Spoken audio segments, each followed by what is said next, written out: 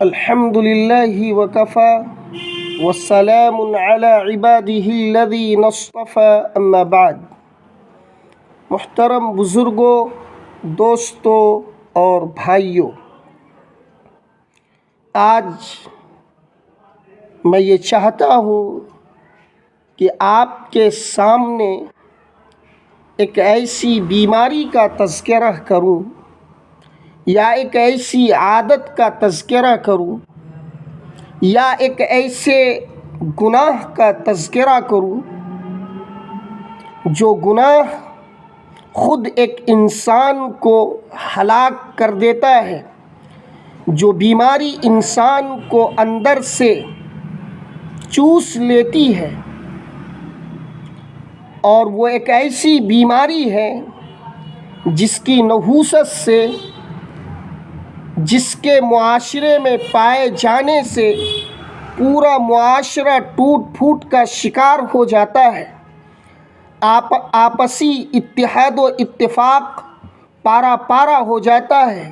گھریلو نظام تہو بالا ہو جاتا ہے، اور وہ بیماری کوئی اور بیماری نہیں ہے۔ اس خطرناک اور مہلک بیماری کا نام حسد ہے، اور حسد یہ ہے کہ کوئی شخص کسی کے تعلق سے اندر ہی اندر جلتا رہے، بھونتا رہے، اور یہ سوچتا رہے اور اسی سوچ میں دن اور رات کو گزارتا رہے کہ فلاں شخص کس طرح سے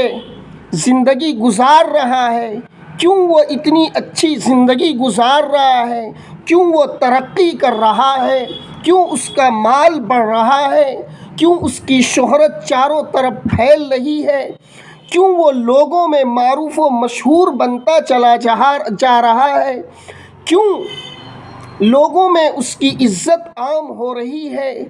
کیوں وہ ہر طرح سے کامیابی و کامرانی کے راستے پر چل رہا ہے۔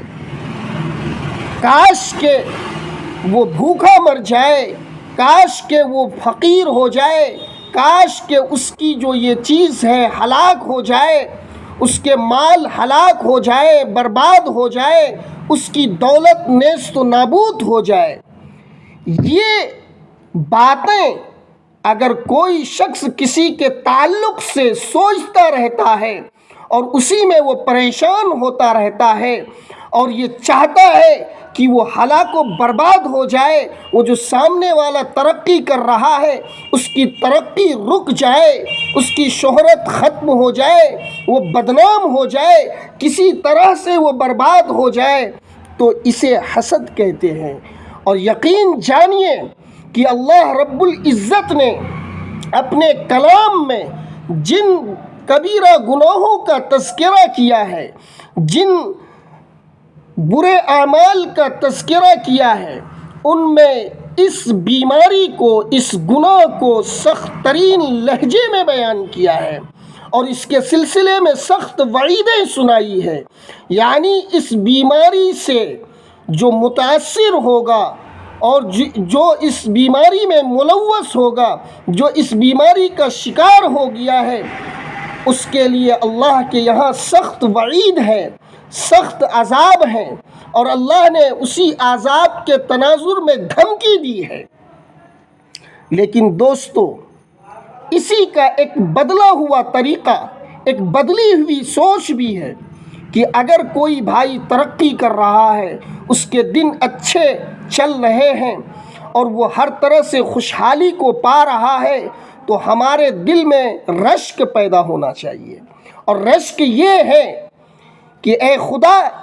تو اس کو نواز رہا ہے اور مزید نواز، اور اسے ترقی دے، اور ہمیں بھی راہ دکھلا کہ ہم بھی اس طرح بنیں، ہم بھی اس طرح ترقی کریں۔ تو اس کی تو اجازت ہے، لیکن اس کے برعکس جو حسد ہے کہ کسی ترقی